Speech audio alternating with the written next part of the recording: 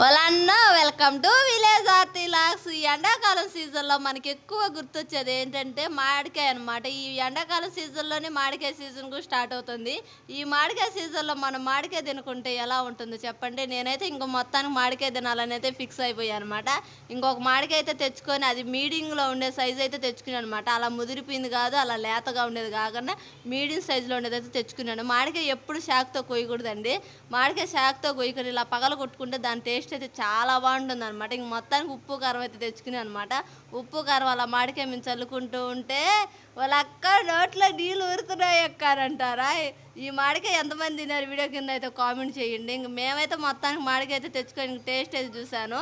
పుల్లగా అలాగే ఉప్పు కారం చల్లుకొని తింటుంటే చాలా బాగుంది అనమాట. నాకైతే చాలా బాగా నచ్చింది. ఇంకా మీరు కూడా తిన్నారో లేదో వీడియో కింద అయితే కామెంట్ చేసేయండి. ఇంకా ఫస్ట్ టైం మన వీడియో చూస్తుంటే ప్లీజ్ లైక్ చేయండి, షేర్ చేయండి, మన ఛానల్ తప్పకుండా సబ్స్క్రైబ్ చేసుకోండి. ఓకే.